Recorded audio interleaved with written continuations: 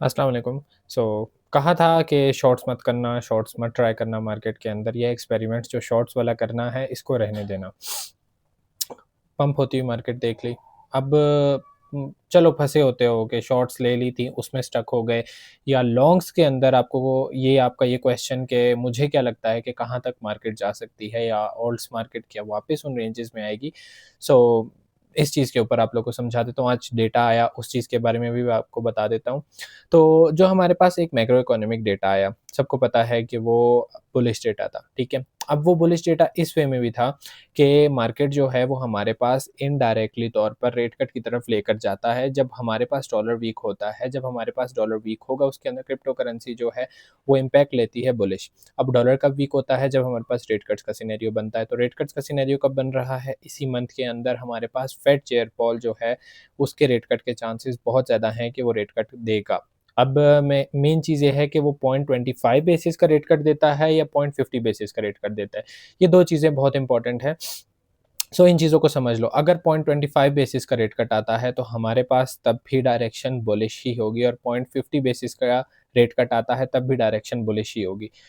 ऐसा कुछ नहीं है, ठीक है? ये चीज़ें उस वक़्त डिसाइड होंगी जिस वक़्त हमारे पास मार्केट क्लोज़ आ चुकी होगी, यानी अगर 17 को हमारे पास डेटा आना है तो एटलीस्ट 15 या 14 डेट को जो है मैं आपको बताऊँगा एग्ज़ैक्टली तौर पे कि मार्केट के सेंटिमेंट्स किस लिहाज़ से हैं और मार्केट कहाँ जा सकती है।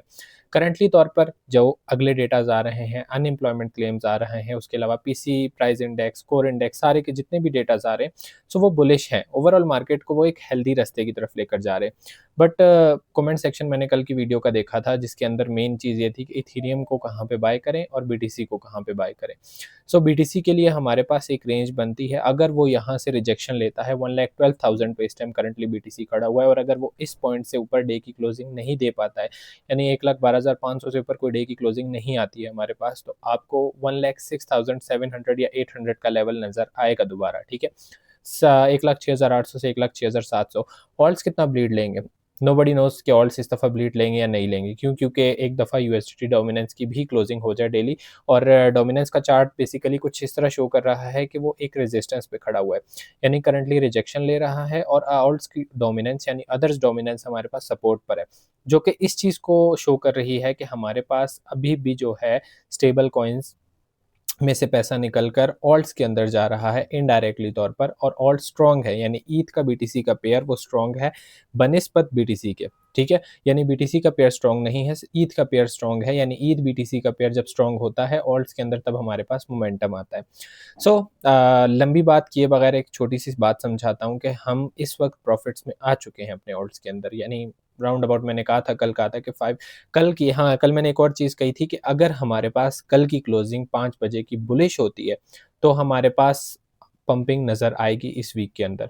तो उसके पीछे रीज़न ये था कि अगर आप लोग 3 डेज़ की कैंडल जाकर देखो तो वो रिकवरी शो कर रही थी। अगर 3 डेज़ की कैंडल जो है वो रेड क्लोज़ होती और वो रिकवरी शो नहीं करती, तो आपके पास ऑटोमैटिकली जो है वो डाउनवर्ड मोमेंटम चलता मार्केट के अंदर।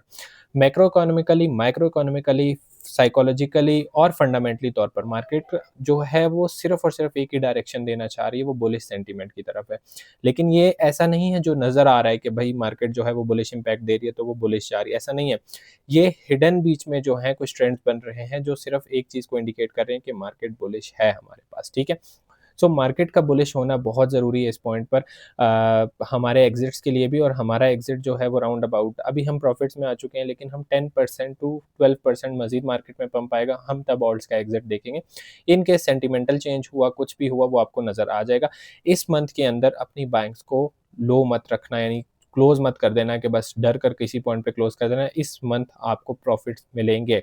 इस मंथ आपको हेवी प्रॉफ़िट्स मिलेंगे और इन हेवी प्रॉफ़िट्स को गेन करने के लिए आपके पास राइट टाइम यही है कि आप अगर डिप आती है तो उस पे बाइंग करें। इससे ज़्यादा और कुछ नहीं कहूँगा, डिप्स को बाय करो, ठीक है? हमारे पास डिप्स के लिए इनफ़ गुंजाइश नहीं है, क्यों? क्योंकि मैं डिप्स के लिए रिस्क नहीं ले सकता कि मैं अपनी जो इतनी प्यारी एंट्रीज़ ली हुई हैं उनको क्लोज़ करवा दूँ। डिप्स के लिए हम वेट कर सकते हैं कि अगर आती हैं तो जिसके पास है एसेट वो बाइंग कर सकता है, लेकिन जिसके पास एसेट नहीं है, वो रहने दे। और मेनली आप लोग एक चीज़ और पूछ रहे थे कि अब बीटीसी 1 लाख या 98,000 या 95,000 आ सकता है, तो ऐसा कोई सीन नहीं है, ठीक है? ना 95,000 का, ना 98,000 का, ना 1 लाख का। ठीक है, बिटकॉइन का 1,18,000 का रीजन बनता है, मैं कई दफ़ा बता चुका हूँ और मेरी बीटीसी पे अभी भी लॉन्ग एक्टिव है और ये चीज़ मैं चैनल में भी समझा चुका हूँ। तो जब बीटीसी के ऊपर मेरी लॉन्ग एक्टिव है, मैं उसको क्लोज़ नहीं कर रहा हूँ 1,17,000 1,18,000 से पहले, तो ज़ाहिर-सी बात है कि मैं 1,00,000 का रीजन भी तो नहीं देख रहा हूँ। अगर मुझे 1,00,000 का रीजन नज़र आ रहा होता तो मैं अपनी लिक्विडिटीज़ को इतना रिस्क नहीं रखता बीटीसी पे। सो सिंपल यही चीज़ है कि हमारे पास कोई ऐसा सिनेरियो नहीं है, दोबारा आकर कहता हूँ कि जो डेटाज़ कोई आ रहा हो, कोई न्यूज़ इम्पैक्ट आ रहा हो जो बेयरिश हो, तो फिलहाल आप लोग को बेयरिश होने की ज़रूरत नहीं है। एंड हमारे 1 के फॉलोअर्स कंप्लीट होने वाले हैं व्हाट्सएप के चैनल में, सो जल्दी से फॉलोअर्स कंप्लीट करवाएँ, फिर इंशाल्लाह आप लोगों के साथ कुछ चीज़ें नॉलेजेबल डिस्कस करेंगे, नॉलेजेबल कंटेंट लेकर चलेंगे, ताकि आप लोगों को समझ आए कि मैं किन चीज़ों को देखकर और किस लिहाज से देखकर आप लोगों को अपडेट्स देता हूँ और पीछे एग्ज़ैक्टली तौर पे डेटाज़ वर्क किस तरह करते हैं, ठीक है? ताकि आप लोगों को फ्री ऑफ कॉस्ट सारी चीज़ें मिल सकें। Thank you so much. Allah हाफ़िज़।